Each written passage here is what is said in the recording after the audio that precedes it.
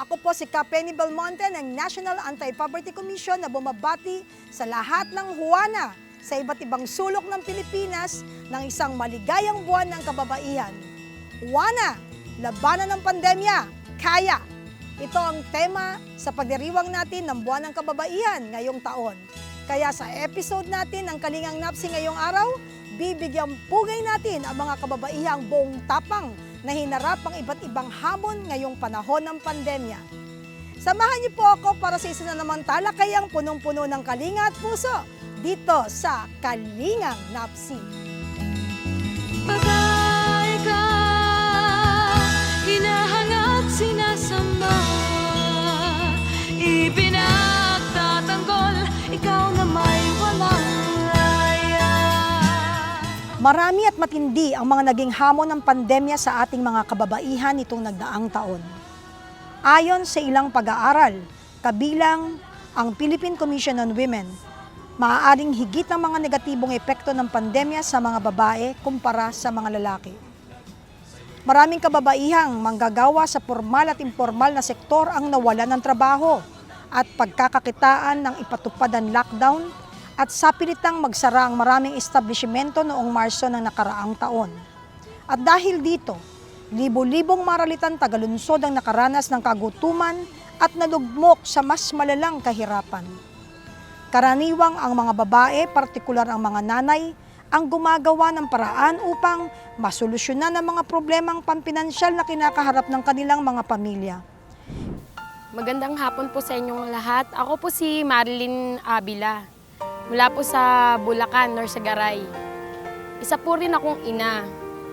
Sa totoo lang po ako po ay may 6 na anak. 12 years old po yung panganay ko, yung bunso ko po magto 2 years old po ngayon. Kung paano ko po na-survive yung pandemic po, nung time po na yun, yung asawa ko po, construction worker.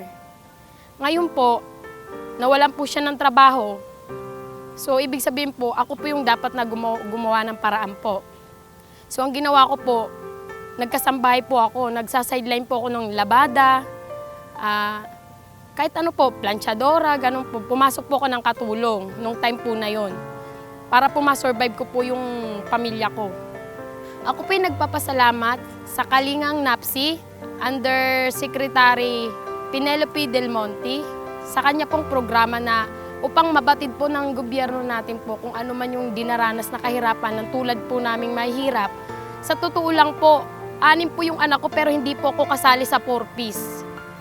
Kaya po, sana po madinig po yung panawagan namin na naghihirap pong mga pamilya. Maraming salamat po.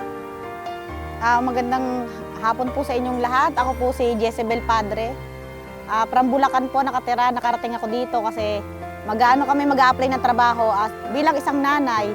Ang hirap maging isang nanay na pandemic, wala kang trabaho. Yung mga anak mo nagugutom, tapos wala kang mapuntahan, wala kang mahinga ng pagkain. Sa sobrang kahirapan sa loob ng 6 na buwan, ito, nakasurvive kami kasi unang-una panalangin sa Panginoon. Pangalawa, kahit walang trabaho yung asawa ko, magkalayo kami kasi na-lockdown siya doon sa probinsya nila. Nagpakatatag ako bilang isang ina kasi may 4 kang anak. So parang ikaw lang yung inaasahan nila, kailangan nung magpakatatag. Ayan, iiyak na ako. Kasi ang hirap talaga po na sa buhay mahirap, na wala ka ng pera, wala ka pang trabaho, may mga anak ka, yung kapal ng mukha mo kahit hindi mo kayang gawin, ginagawa mo para lang sa anak mo, nahihingi ka ng pagkain sa kapitbahay. Yung mga relief na binibigay ng barangay, makikipag-away ka kahit hindi mo ginagawa, nagagawa mo. Tapos kahit na nahihiya ako, nilalakasan ko yung loob ko kasi ako na yung naggawa ng paraan para mabuhay kami sa loob ng 6 na buwan.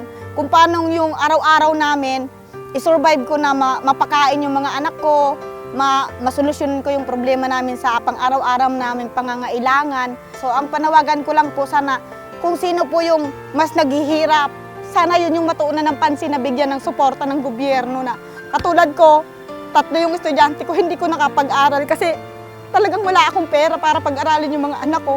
Ngayong taon na to, hindi sila nag-aral, sir, kasi 3 yan, tapos may malit akong anak 3 taon. So ang hirap. nasa araw-araw aalis ako, iwanan ko sila. Minsan walang pagkain, totoo po yun. Nahiya man ako isa-daysay, pero yung purpose po kasi, kung sino yung mayroon, nagkakaroon pa, tapos kaming mahirap wala. So parang unfair. Siyempre po, sa dami ng tao dito sa Pilipinas, maraming may anak, hindi po lahat nila nasolusyonan. Ang sa akin lang po, sana marinig ng Panginoon na bigay sa amin yung nararapat para sa amin. Yun lang po. Maraming salamat po sa inyong istasyon.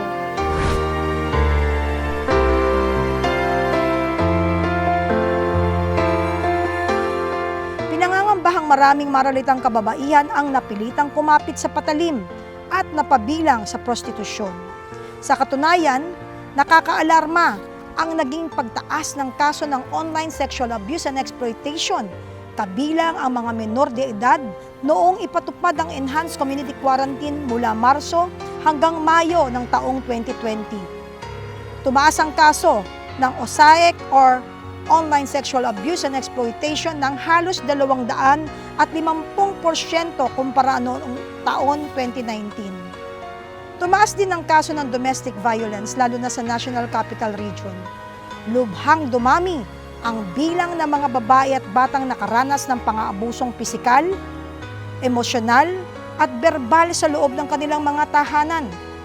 Kinokonsidera nga ng United Nations na isang hidden pandemic ang domestic violence dahil sa nakakaalarmang bugso ng mga kaso nito, hindi lamang sa Pilipinas, kundi maging sa maraming parte ng mundo. Bago pa man dumating ang pandemya, ay naitala na ang pagtaas ng gender inequality sa bansa. Magkaiba ang dulot ng pandemya sa babae at lalaki. Sa panganib sa exposure and biological susceptibility hanggang sa infection, pati na rin sa implication sa lipunan at ekonomiya. Dahil dito, ang pandaigdigan at pambansang plano para sa paghahanda at pagtugon sa COVID-19 ay nararapat na nakaangkla sa isang malakas na pagtatasa ng kasarian o gender analysis at masiguro ang makahulugang pakikilahok ng mga apektadong grupo kasama ang mga kababaihan sa pagdidesisyon at pagpapatupad ng plano. Ang kaso ng mga karahasan laban sa mga kababaihan at kabataan ay tumaas ngayong panahon ng lockdown. Mahalaga na maisama ang pagtugon sa mga kaso ng karahasan pati na ang intimate partner violence bilang isang mahalagang serbisyo na napapaloob sa COVID-19 response at maglagay ng nararapat na pondo para dito. Isa pang issue ay hindi pagprioridad sa pagpapatupad ng RPRH law at iba pang kalingtudan na programa. Ngayon, kung saan ang kapasidad ng ating pangangalagang pangkalusugan ay higit na nababanat, ang mga pasilidad ng ating gobyerno ay napipilitang pumili sa pagprioridad at pagbibigay ng ilang serbisyong pangkalusugan at magbawas naman sa iba. Ito ay maaaring magisuta sa pagtaas ng peligro sa pagkamatay ng nagbubuntis, hindi inaasahang pagbubuntis at iba pang masamang kinalabasan pagdating sa sexual at reproductive health. Ang mga health workers, social workers, national at local na mga leader at iba pang mga frontliners ay nahaharap sa higit na peligro at vulnerability. 70% ng pandaigdigang health workforce ay mga babae at sila din ang karamihan na kumakatawan sa mga frontlines. Ang mataas na gastos para sa COVID testing at treatment ay isa ding issue. Ang mga buntis ay obligadong magpa-swab test bago magsilang sa mga medical birthing facilities. Subalit ang testing ay sarili nilang gastos. Ang mga kababaihan din ang gumaganap ng karamihan ng mga unpaid o walang bayad na trabahong pangangalaga or care work. Kasama na dito ang pangangalagang pangkalusugan sa loob ng pamilya. Ang mga kababaihan sa buong mundo ay nagnanasa na magkaroon ng nararapat na buhay na may hinaharap na malaya sa stigma, pagkakahon at karahasan. Isang hinaharap na matatag, payapa, may pantay na karapatan at oportunidad para sa lahat. Upang makamit po natin ito ay kailangan ng babae sa lahat ng mga larangan kung saan ang mga pagdidesisyon ay ginagawa.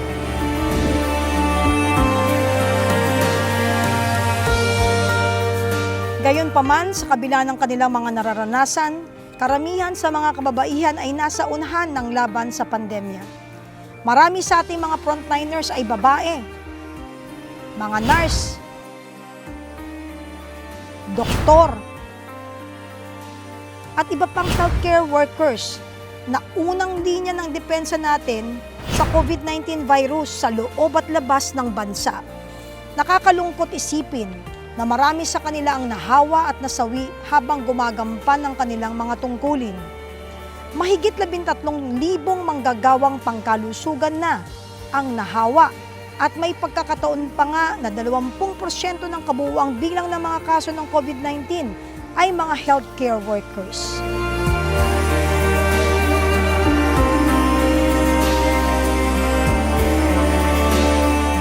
Hindi rin matatawaran ang dedikasyon ng marami nating guro, lalo na sa mga pampublikong paaralan ngayong panahon ng pandemya. Ngayong ang ating mga mag-aaral ay naka-online learning, may mga guro tayo sa malayo at liblib na lugar na naglalakad ng ilang oras sa ilalim ng mainit na araw o malakas na ulan. Umaakyat ng bundok at tumatawid ng ilog para lamang makakonek sa internet signal at maturuan ang susunod nating henerasyon.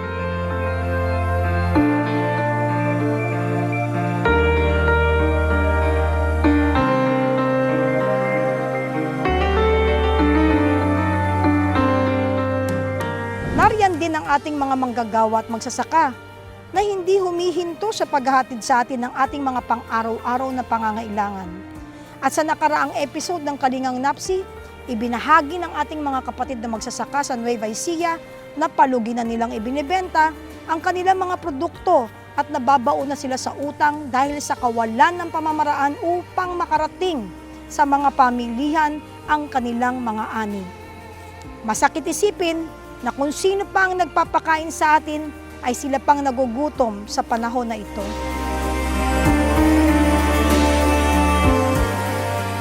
As the Philippine Commission on Women leads the observance of the 2021 National Women's Month celebration, we are making our call for women's empowerment and gender equality louder as we look at this moment as both an opportunity and as a challenge. We take this opportunity to honor women who fulfill extraordinary roles in the society, our Wonder Juanas with their grit and grace, passion and compassion, diligence and intelligence, build the family, community, and the nation as a whole. In different fields, from the home to the school, in places of work or recreation, women make their mark. As we continue to give tribute and recognition to women, this observance also poses a challenge to all of us, making change work for women, especially as we continue to grapple with the effects of the COVID-19 pandemic. This year's International Women's Day is anchored on the theme Women in Leadership, Achieving an Equal Future in a COVID-19 World. We celebrate women trailblazers in politics, governance, and other areas of public service and development efforts, especially during the pandemic. As we celebrate women's strength and resilience, we also recognize that this health crisis has its gendered impacts that we cannot neglect. We saw women bearing the brunt of intensive domestic work, women and girls striving to adjust to the new normal like online classes, women being in the front lines battling the pandemic, women entrepreneurs losing their businesses, women workers facing pay cuts or entirely losing their job, women experiencing different forms of violence during the implementation of quarantine measures. All these also take a toll on their mental health. As how our 2021 National Women's Month celebration slogan goes, Juana Laban sa Pandemya, Kaya. And this can only be possible in a society where our super Juans view them as equals, treat them with respect and dignity, and do their share in domestic responsibilities. The PCW thanks all the advocates in NAPC that participate in the National Women's Month celebration. We hope that the National Anti-Poverty Commission, especially the basic sector representatives in the region, will be able to participate in the regional gender and development committees, activities so that the cross-cutting issues of basic sectors and women will be heard, recognized, and prioritized through meaningful and inclusive participation in governance. We are all in this together, and indeed, that is the only way forward. Women, let us enable and empower other Juanas and make sure that discrimination is eradicated and that they are able to contribute and benefit from development efforts. Men, we implore that you help us trump the traditional macho culture and in joining more Juans to practice positive instead of toxic masculinity. And lastly, to the women leaders coming from various sectors who are at the center of this year's celebration, we salute you for your trailblazing efforts to continue paving pathways for more women and girls to become leaders and propel positive change for our nation. In this COVID-19 world and beyond, let us make change work for women and reap progress as we let women make change. Dito sa Metro Manila, may mga kababaihang nanguna at nakiisa sa mga inisyatiba upang tulungan ang mga naghihikahos at nagugutom nating kababayan.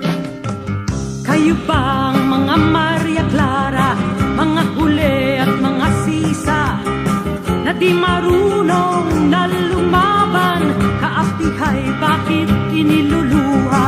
Mga babae, kayo ba'y sadyang mahina? Women hold half the sky. At sa panahon ng pandemya, ang ating mga kababaihan ay mahalagang bahagi ng ating patuloy na paglaban sa COVID-19 virus at pagbangon mula sa mga epekto nito. Kaya kami dito sa National Anti-Poverty Commission ay sumasaludo sa lahat ng kababaihan, lalo na sa ating mga kababaihang frontliner na araw-araw sumusuong sa iba't ibang uri ng panganib.